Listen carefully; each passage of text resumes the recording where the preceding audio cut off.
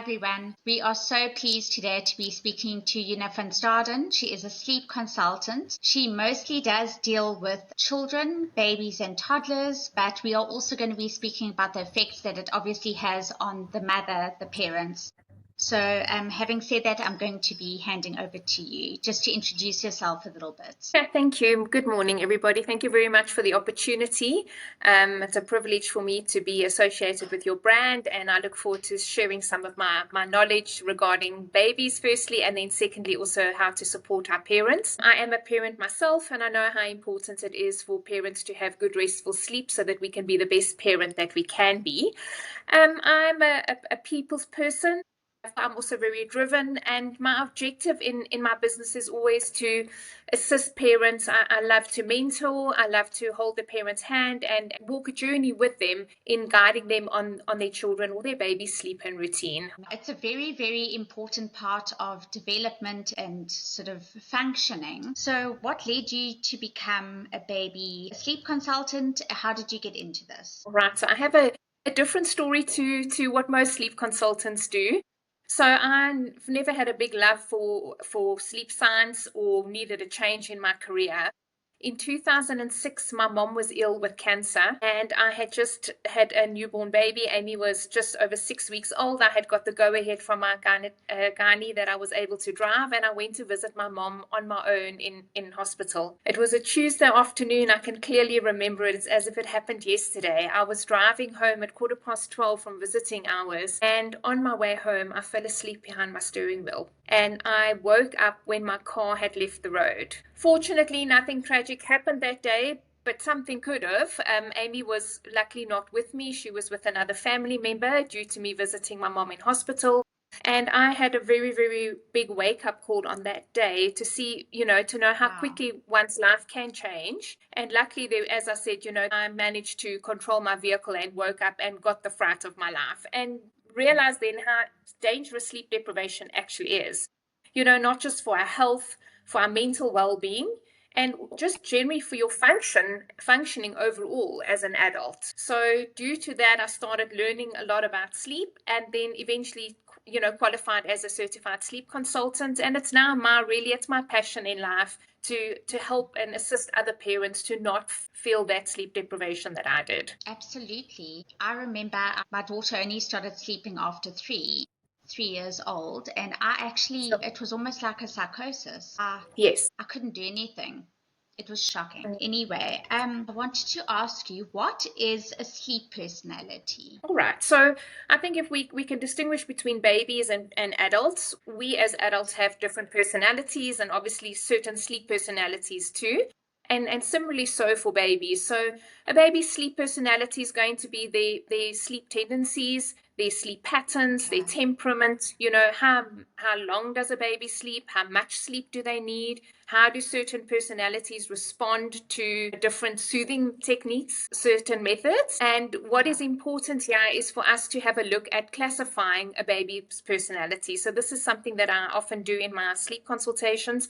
My parents fill in a questionnaire, and from that questionnaire, before we actually consult, I can already try and decipher what personality the baby has. So I'm going to run through a few personalities with you. We have sensitive personalities, and these babies become very overstimulated very quickly. So they are very responsive to different sounds, to noises, even to smells in a certain room could overstimulate this baby. They're quite difficult to let them fall asleep and stay asleep in those surroundings, specifically if they're not in the home environment.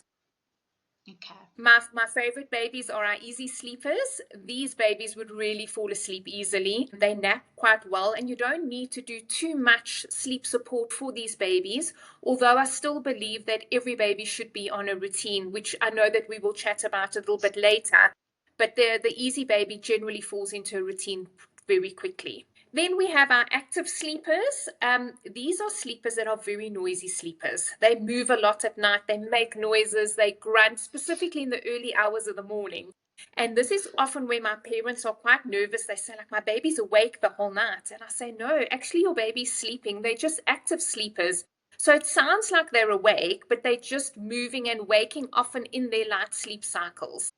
but they are actually getting restful sleep. It's just a different sleep personality. My other favorites are our social sleepers. These are babies who are very alert. They want to absorb as much information as they can. It's almost like they resist going to sleep. They don't want to miss out. They have this fear of missing out.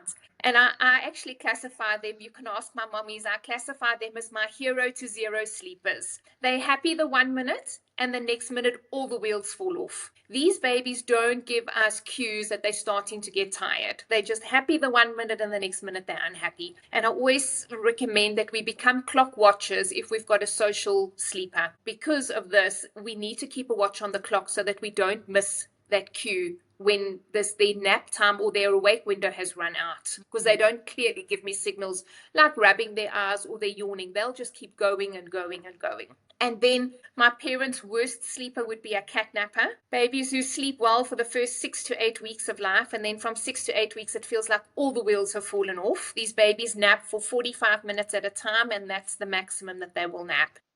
And the good news is, although there's a little bit of a negative that my parents don't get restful periods during the day for themselves, is these babies generally have good nights. They consolidate their nighttime sleep, and they really have good nights. So I always say to my parents, choose your battles, choose your weapons. We have a baby who maybe doesn't nap that well during the day, but they're consolidating nighttime sleep.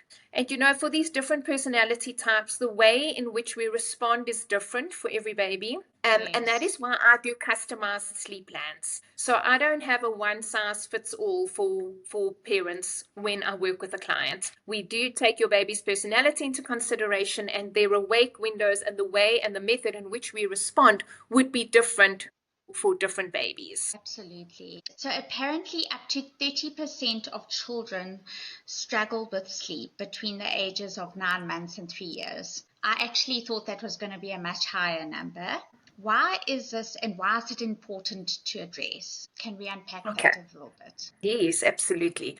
So newborn sleep can be dysregulated. Everybody needs to find a rhythm. We need to find feeding patterns for moms as well, and work out your baby's personality. From 9 months, we can become a little bit stricter and a bit more predictable with your baby's routine. And there are lots of little facets that would cause your baby to have disrupted sleep from 9 months and older.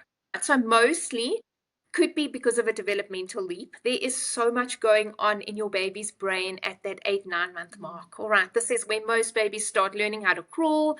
They learn how to pull up in the cot. They're using their voice. They're starting to babble, making sounds. And they've also then learned the function of cause and effect. Now, cause and effect is a big, big milestone at this age, because this is where we lead to a major, major source of separation anxiety. All right, this is where babies from 9 months start realizing that I, as a baby, am a different entity to my parent or my caregiver. And where previously you would be able to put your baby down on a play mat and you'd be able to leave the room to make a cup of tea, and your baby would be absolutely fine playing independently. At 9 months, as soon as you do that, your baby's going to start calling and saying, but where are you going? How do I know that you're going to return to me? And this is one of the biggest causes of night wakings in this 8-9 month mark, growing older, is the separation anxiety. They really just wait to check, are you still there? I don't need anything at night. I just want to see that you're going to respond to me. So separation anxiety is a big cause there. Sleep regression. I have a different word for a sleep regression at this age. I call it a sleep progression. What does progression means? It means we're moving forward, which means that our babies are starting to mature their sleep cycles. And that is why it's a progression for me, not necessarily a regression, but sleep regressions can be tough on parents. They generally last about 2 to 6 weeks. And I often encourage my clients, if the sleep regression lasts longer than 2 to 6 weeks, we may need to investigate further. It could be specifically in breastfeeding babies. It could be that their iron levels are low. There could be pressure buildup on the baby's ears. There could be some underlying medical cause, something else than just the sleep regression if it lasts for longer than 2 to 6 weeks. Could also potentially be in older children, and I think a lot of South African parents aren't aware of this, but roughly 56% of South African toddlers have got worms, and that's also a big cause of night wakings. So that is why it's so important for our toddler parents, our children play in sandpits. They play at play areas, at restaurants, or at party venues. We have access to a lot of animals in the South African society, and that is why worms is one of the causes of night wakings. Also at this age, as you'll know, Kat, as a parent, our children start cutting teeth, specifically their top front teeth, and that is quite painful for the baby. So they become irritable sleepers because of this irritability and discomfort at night for teething purposes. 9 months is a great age where they start learning a lot of new skills, as we said earlier, for example, crawling and pulling up. So there's this mobility milestone. And our babies often practice these skills in the middle of the night, which is difficult for parents. Walk into the room and your baby's on all fours, bum in the air, trying to learn how to crawl in the cot instead of sleeping. And then the last, I would say, two of the main causes for me would be, number one, your nap transitions. So between that age from 7 to 9 months is mostly where we recommend dropping a nap. So we'll do a nap transition from 3 naps to 2 naps. And that can become quite a messy routine for a baby. They often not quite ready to stay awake for long enough to transition down to a 2-nap schedule.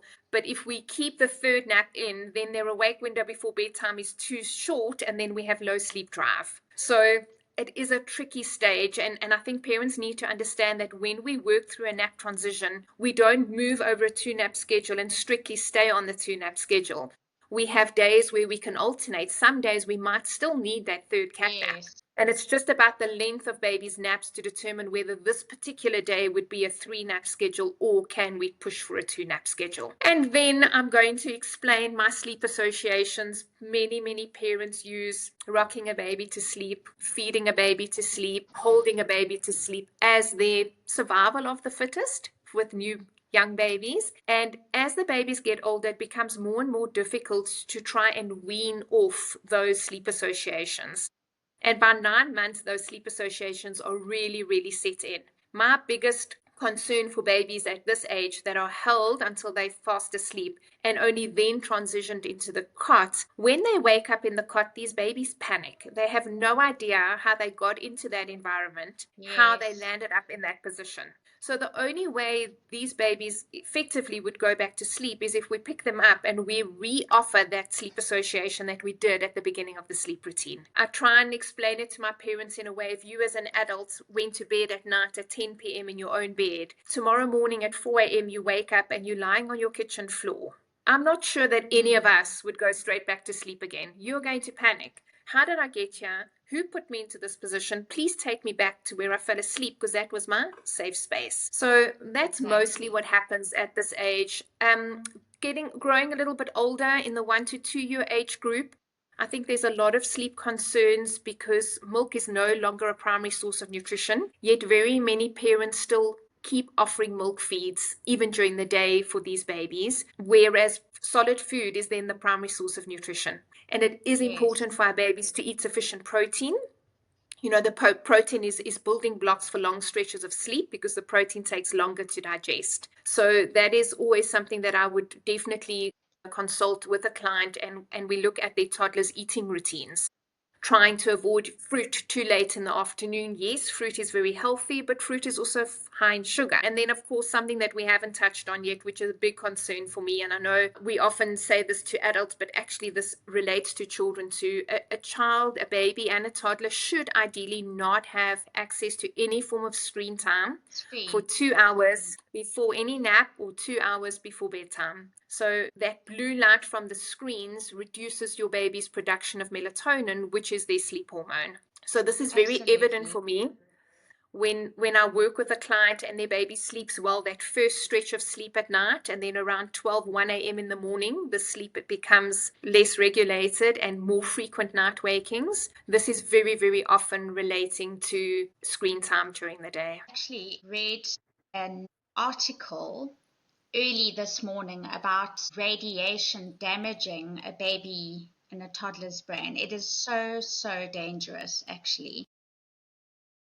Yeah, look, ideally, the World Health Organization recommends children shouldn't have access to screen time for the first 18 months to 2 years of their life. And then they also suggest, once we do extend the screen time to the children, that an adult actually sits with the child and explains to them what happens on the screen, which sounds a little counterproductive for the reason why most parents use screen time. It would be when you come home from work to put the screen on to entertain your child so that you could potentially cook dinner, where now we're recommending that you actually sit next to your child and explain to them. I try and encourage my parents. I do think children do learn from the screens. I do think that there is a lot of value in screen time at an age-appropriate age, but potentially to try and offer more real life-like programs. So not particularly cartoons, but showing them Animal Planet or something where there's content where they can actually associate with what they see on the screen. Yeah, absolutely. Okay, so on the other scale, we've got 60 to 70% of moms with young children that don't get adequate sleep. Having been one of those moms, it's absolutely debilitating. And affects so many things. How do we tackle this? Look, I think it's important for us to just prepare the parents. I think all parents know I start sleep consulting in my antenatal talk that I do with certain studios.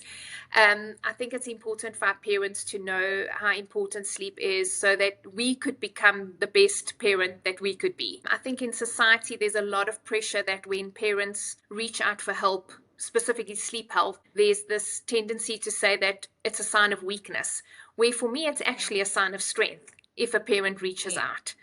I think we need to understand, if we go and have a look at top class athletes in the world, if we look at international CEOs, athletes have got coaches. CEOs have mentors. Doctors visit physicians or specialists themselves. So it's not to say that even the top people in the world don't reach out for help. I try and chat to our parents in a way and say, please don't feel like you're doing anything wrong. It's very normal to have children who don't know. Sleeping is a skill. We need to teach your child how to to sleep. And for you to reach out just means that you're saying, I'm asking for help. And I see this as a sign of strength because it wasn't easy for me to reach out to ask somebody to help me. So that's already your sign of strength. And, to help your child to sleep better, for me, it's a loving thing to do as a parent. It means that you as a parent are going to be a more patient parent. You could potentially be a more present parent, which is exactly what we would like for our children. What I would like to share with you, if you don't mind, I would have to read it to you though,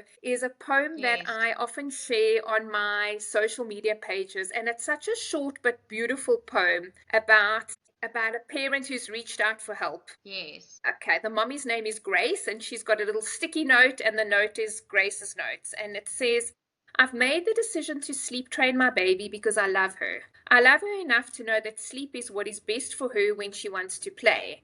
I love her enough to encourage her to be independent because that's healthy. I love her enough to take care of myself so that I could be the best mom that I can be for her. And it's beautiful for me. That is a mom saying, I'm not doing this because it's of my selfish reasons. When I consult with parents, I say, I'm consulting because of your baby. I would like your baby to have better sleep because this is important for their development and for their growth and for them to build connections in their brains when they are sleeping. But the spin-off is that we have a happy parent who is present and patient with their baby. Absolutely. So we were speaking about lack of sleep. So now we're going to go into the results of that. So a sustained lack of sleep can cause a variety of mental and physical health issues for moms. Cognitive impairment, mood issues, hormone imbalances, weight gain, increased stress levels, weak immune system, cardiovascular issues, lowered energy, and as you said, an impact on parenting, to name a few. So why do you think some moms still push through, even though the help is there? And I mean, I can sort of say from my side, I was a bit scared because I heard that the sleep consultant would leave my daughter to cry. And I was one of those parents that was extremely paranoid and like over the top. Yes. But that's good. how can we change this mindset as well? Because I was mistaken. I wish I'd done it sooner. Okay. So for me, I think when parents need to understand that sleep deprivation is not their fault. They haven't done anything wrong as a parent. As we chatted about earlier, often it is medical reasons, and consult with a lot of babies who suffer from reflux, whether that's silent reflux or your gastroesophageal reflux, which can be misdiagnosed, also just depending on the areas that you live in. So I consult with a lot of parents living in outlying towns and farms in South Africa, and they don't always have the medical care that city moms have. So they sometimes do blame themselves and say, like, I've missed this. And I say, well, you've only known what to do with the information that you've had. So sleep deprivation is definitely not their fault. And how can we make small changes? So firstly is to validate the mom, to say to her that it's absolutely fine for you to reach out. There's nothing wrong. And then I think our moms carry a lot of mental load. Firstly, mommies who have a C-section, I don't think everyone realizes that you've actually had abdominal surgery. And if you think what moms need to do after returning home 3 days after their C-section, what responsibility lies on them to nurture and bring up and feed this little human being, our moms don't take time to look after themselves. They don't rest well, which can be problematic. So I think it's, everyone says sleep when your baby's sleeping. It's not that easy. There's other loads in the home that you need to do. You still need to prepare meals for the rest of the family. Yes. There's still laundry and everything else that needs to take place as well. But I think the long-term solution for us is just as a society to try and be supportive of new moms, and for our moms not to be scared to reach out for help, whether it would be through a sleep consultant, whether it would be asking a grandparent to assist with the baby. One of the pieces of advice I try and encourage most of my clients to do, if we really need to do a good 5 to 6 nights of stricter sleep training as the toddlers get older, I recommend that my mom gets booked into a hotel or a guest house for 1 night, just to have 1 night of good sleep before you tackle this big milestone of helping your baby sleep. Because I think if we all have 6 to 7 hours of consecutive sleep, the world looks like a much better place the following day. It does. It definitely does. My favorite thing, routine. I am a very routine-based person, even now that my child is quite a bit older, but it's so important. Can you tell us a bit more about this and why it's so important? All right. So routine, if we have a look at the definition of what routine is for a baby, it's a sleep routine, at least, is a set routine, activities that follow each other before the baby's nap or before bedtime at night. And why routine is so important is it's a signal to your baby to start preparing for sleep. All right. So it is important. In our consultancy, we work on awake windows for babies. So we don't have set nap times for babies. We have set awake windows depending on the baby's age. I think as parents or as moms, we know that young babies need to sleep often.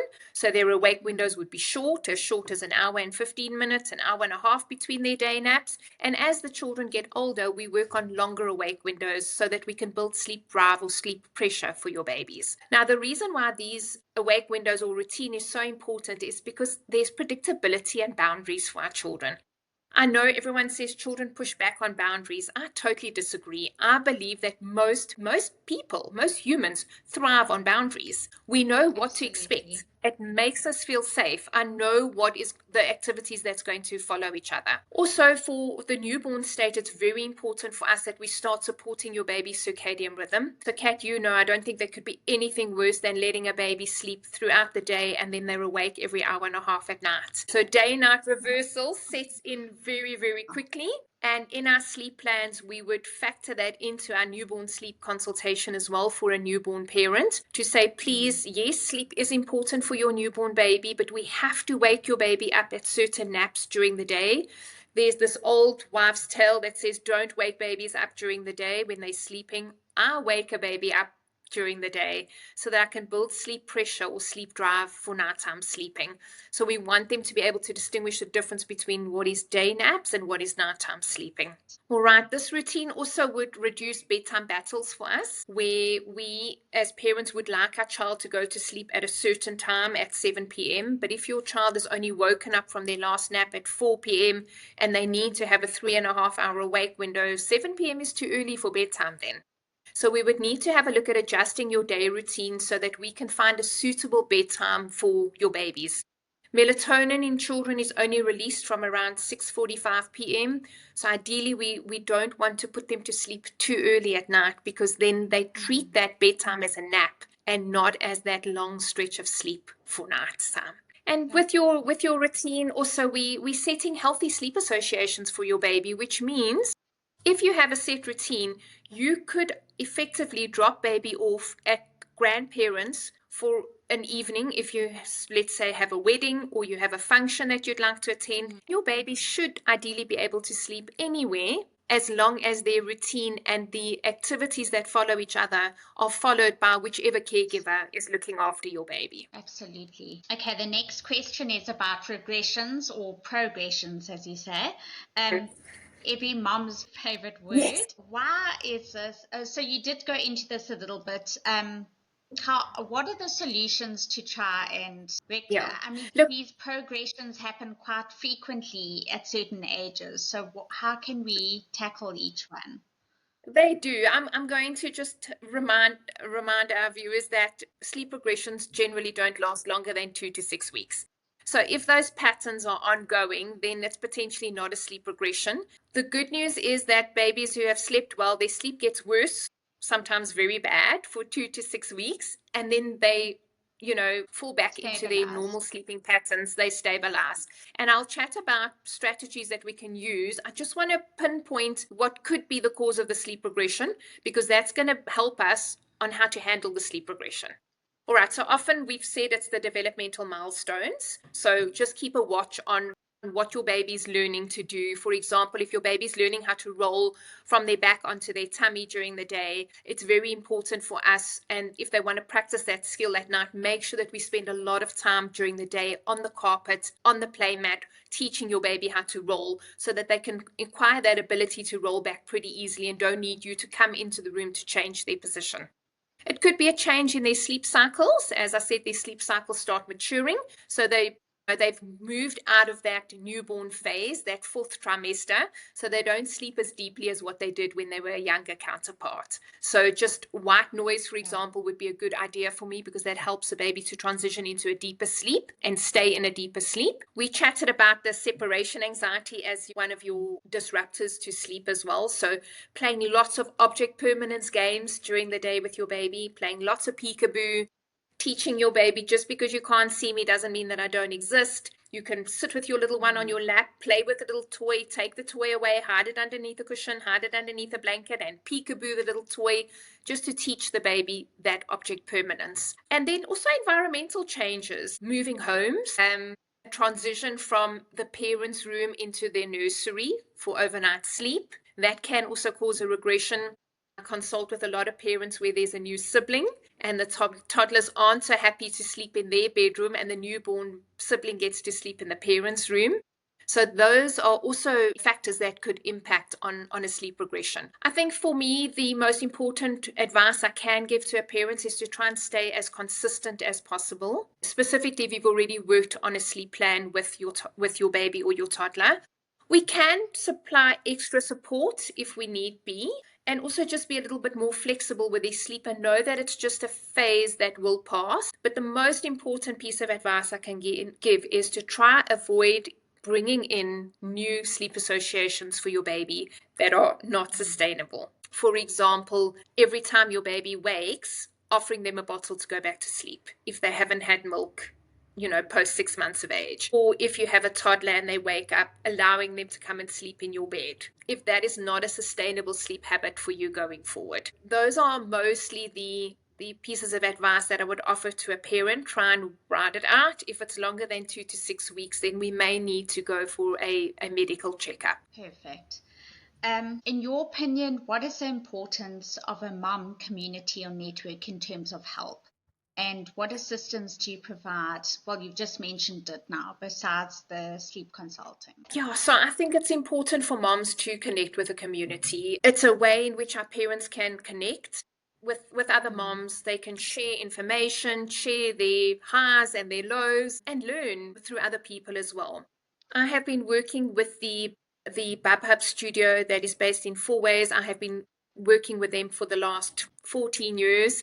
And they have a very, very big mom community. And I try and encourage clients, whether they consult with me or whether they just reach out, to join one of the Bub Hub group classes. The two ladies, the owners, Tara and Delia, are also very supportive. And the three of us come as a team when we work with our parents.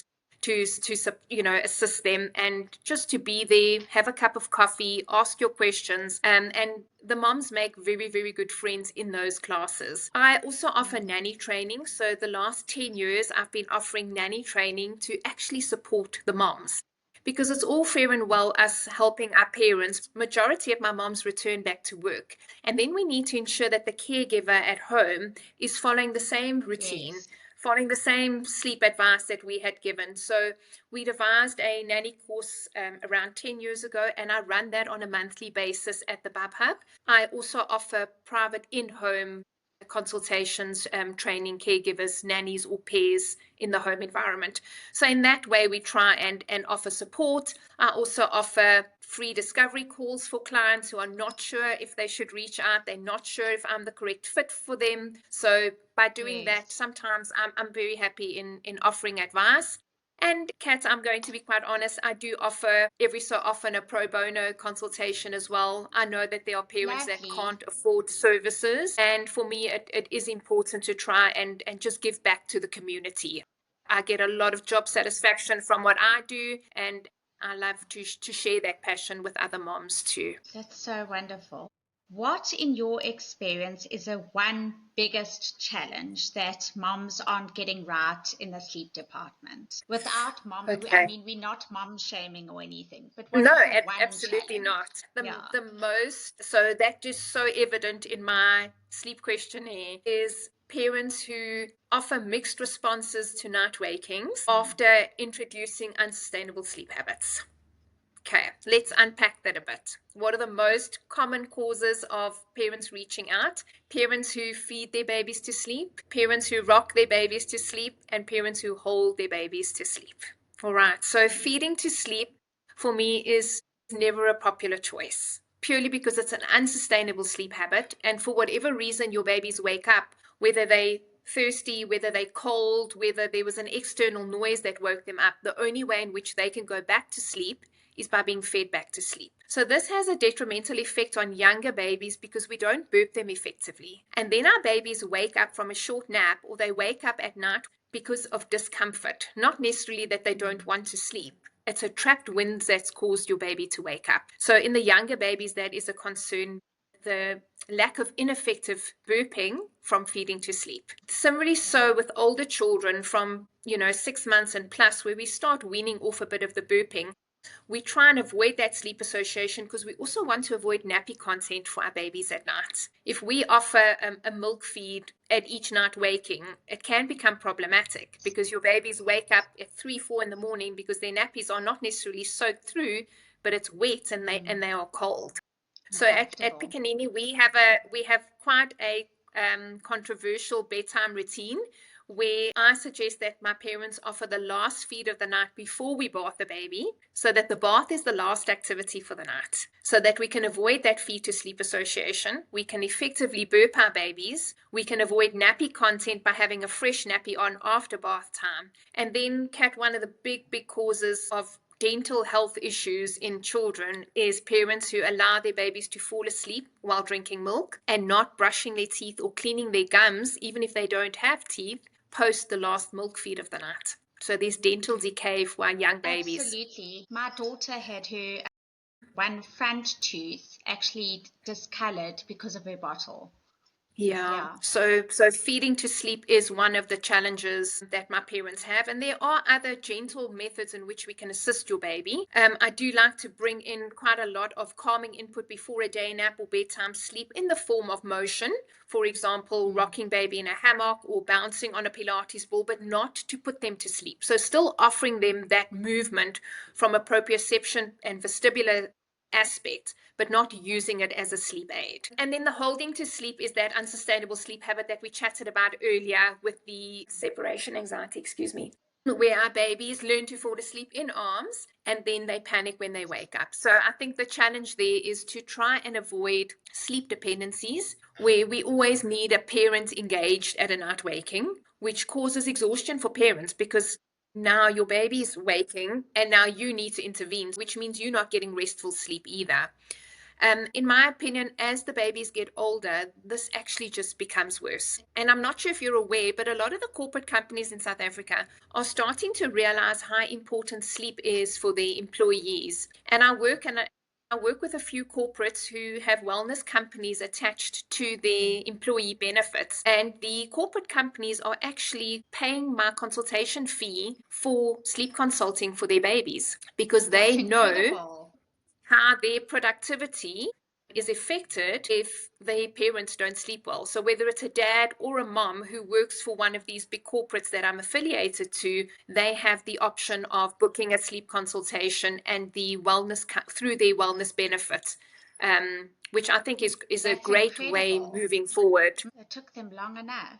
It did, but we're getting there. I think what every sleep consultant in South Africa is trying to work towards is for medical aids to start contributing Absolutely, towards sleep yeah. consultations. I'm not sure if we're ever going to win that fight, but it is a fight that we are constantly trying to prove the reason for it. And mental health issues for parents, I think, would be a lot less, The would have data is happier, healthier there to people. support Yeah, this. So they should 100%. actually really look into Mm, this. Absolutely. yeah. Um, okay, so we see that you mentioned you don't use the cry out method. Can we explain what this is to people that don't know and why you don't use it? Okay, so Kat, that's one of the reasons why I introduced myself as a sleep consultant, as a sleep coach, and not as a sleep trainer. I do believe that when parents hear the word sleep training, the first thought that comes to mind is a cried out technique. And there's lots of research to say why it is good and why it isn't good. I just, as a parent, it's not my parenting style. The cried out technique is letting your baby cry for a certain amount of time without responding, then doing time checks and going in. So you're expecting your baby to self-soothe. And yes, I must agree that the crying out technique is potentially a quicker way of getting your baby to sleep better, but it's not for everybody. A lot of my moms, and I think from chatting to you this morning, I know that you wouldn't be able to do the cried out Never. technique, and nor No. would I. I would not be able to lie in a room and listen to my baby crying without me responding and checking No. to see that she's okay. So we do a much more, or should I say my focus is on a much more gradual, supportive approach to sleep coaching for parents. Still teaching your baby the same skill as what we are aiming for with a cried out technique, but just a step-by-step process, not a Yes. one size fits it all, not a let's do a 3-night quick fix, but actually empowering the parents on how to handle different situations. We also can't help a baby to sleep better at night if we haven't done a full assessment of their day routine.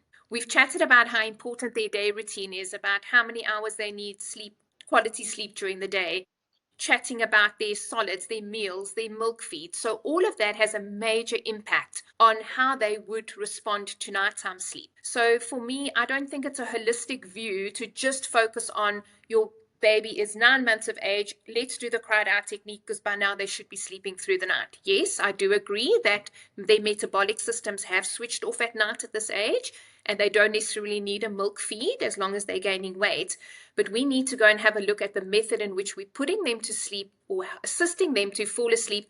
We use this drowsy but awake training. That is what we thrive on. Teaching your baby how to fall asleep independently but with a parent's assistance. Yes. To me, it sounds just more kinder to both parent and baby to have like the full Yes. view. So studies suggest that insufficient sleep can result in a 30% increase in the risk of heart disease. Can you describe some effective sleep hygiene for adults? So let's go and have a look at what we preach for the babies, we need to preach for the parents. All right. So I think it is important to put in a bedtime routine for our parents as well. Again, a routine wouldn't be the actual time that you fall asleep at night. So whether it is on a weeknight and your bedtime is set for 10 p.m., I think it's always important for us to try and reach at least minimum 7 to 8 hours of sleep for a parent at night. So it would be the actual routine of you potentially having a warm cup of tea or a Milo in the evening, trying to avoid screens at least an hour before bedtime. And I think this is where a lot of us fail, where we take our phones with us to bed and we are doom scrolling on our phones to try and wind down, but that wind down is actually a wind up for us for nighttime sleeping. If a warm bath works for you, so trying to put those set routines into place. I think the environment in which we sleep is also important, and I know a lot of moms disagree with me at this because of the room temperature that is recommended. Moms tend to have a lower body temperature, so they do tend to get cool quite often, or colder often, but a good room temperature for an adult to sleep in is roughly 18 degrees. So I have my aircon set to 17 degrees, and it's cool, but that is an optimal temperature for me to sleep at. And then I think we tend to neglect the surface that we sleep on. I think your mattress and your pillow are so important. I think we need to understand that we spend at least a third of our life in our bed. And why would we not have the best mattress that we could afford and replace your pillows once a year or once every 2 years? So that environment is also important for us. Obviously, limiting caffeine and alcohol also plays a big role. If you would like a cup of coffee in the evening, potentially have a look at having a decaf cappuccino or a decaf coffee. And then daily exercise. And daily exercise doesn't necessarily mean that you have to join a gym. I don't think a lot of parents have time to be parents and run a full-time job and run a full-time home. But even just putting your baby in the late afternoon, taking your little one in a pram, in a carrier, going for a 15-20 minute walk, even just in the late afternoon, is a good idea. So I do believe that due to daily exercise, that also enhances our sleep at night. And the fresh air. Instead and of the like fresh air outside. Yeah. Are there any upcoming events or workshops that you want to chat about? So I've got a few workshops set up for August.